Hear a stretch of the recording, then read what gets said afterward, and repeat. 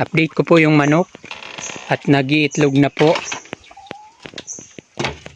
Ito po yung kinuha ko noong April 4 na manok. Ayan na po sila. Nang makuha ko po ito, integrato po yung pinakain ko. Nag-start po ako ng magbaguhin yung pagkain nila. Hinahaluan ko po ng layer or laying mass noong April 18. At nag-full layer po ako noong April 25. Tapos po, nag-itlog po sila ng April 28. Dalawa lang po yung nag-itlog dito. Ang basihan po pala dito para matukoy mo na nag-iitlog na siya or malapit na mag-itlog. Pag malaki na po yung ganito niya o yung palong niya, ayan, may itlog na po dyan o, ayan. Nung 28 po, April 28, dalawa lang po yung nag-itlog, tapos kinabukasan po ay nagdagdag po siya, naging 3 yung nag-iitlog. So another day po ay nagdagdag po ulit. Ngayon po ay May 1. So bibilangin natin kung ilan na po yung nag-itlog. Ayan, 2. Ayan po yung 2. Ayan, may 3 na dito. 3. Ayan, may 4. Dito naman ay 1. Ayan, 2 magkatabi.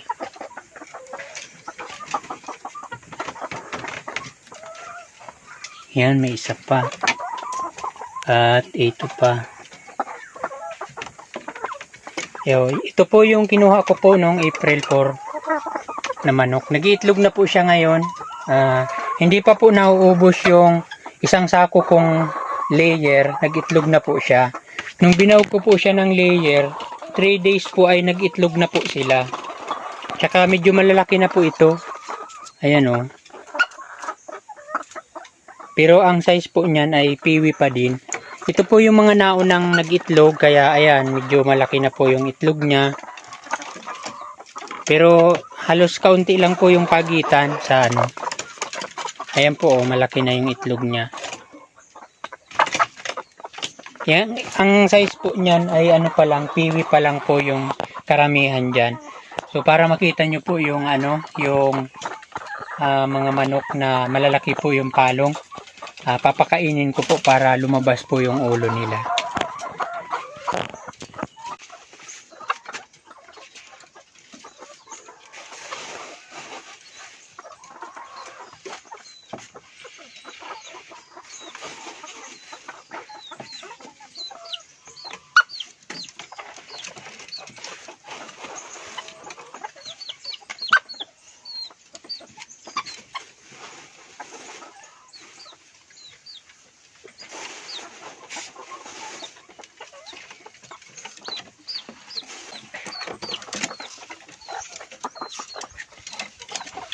May mag-iitlog pa po dito ngayong maghapon.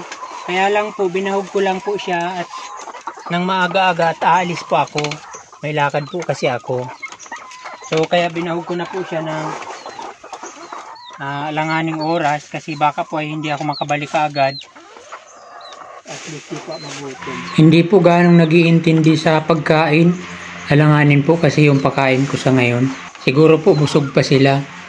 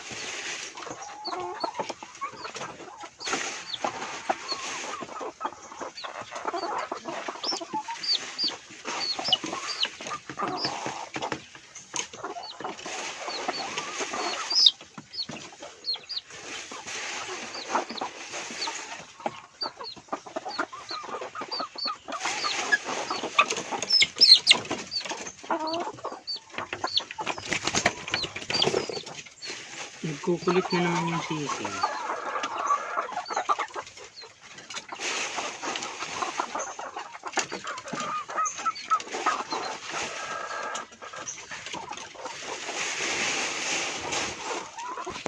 Kaya nagtutuka na po sila kahit alanganin pa pong oras. Wala pong magagawa kasi ako lang po yung napasok dito. Pag ganito po na may lakad ako ay kailangan ko pong pakainin sila kahit alanganing oras. Huwag lang po silang magutom. Yan po yung malalaki na po yung palong.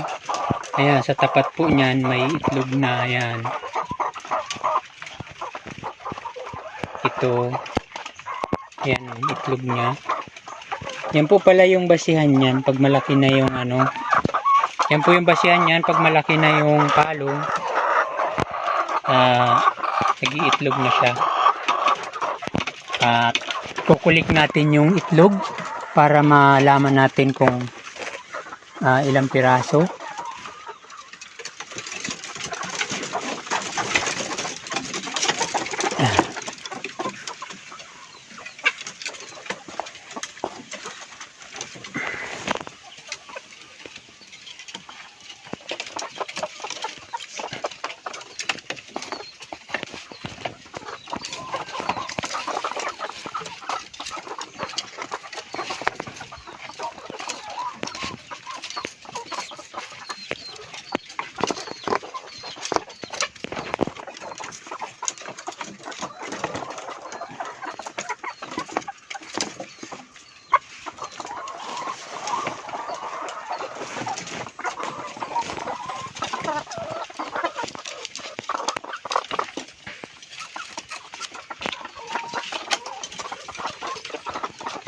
Wala pong damage, so maganda po yung pagkagawa ng kulungan.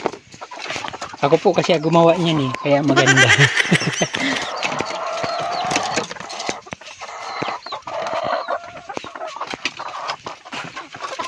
Share ko lang po pala yung mga manok po na ito pagka nag-iitlog na. Kailangan po nating bigyan sila ng ganito. Sisikal, yung calcium po ito. At importante po ito sa kanila. Unang-una po yung pangpalaki po ng kanilang buto or pangpatigas.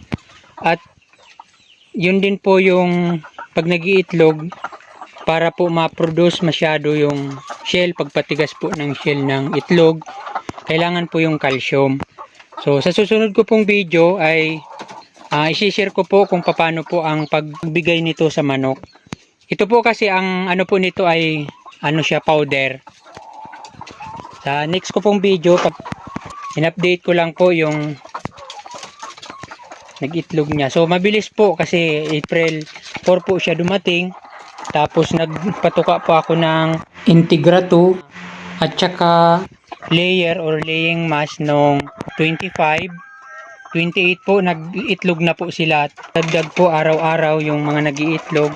Kaya ito po yung nag-itlog ngayon. 3, 6, 9, 12. 14. So hopefully bukas ay marami na po yan. So yun lamang po, maraming salamat po sa iyong panonood. More power po. God bless.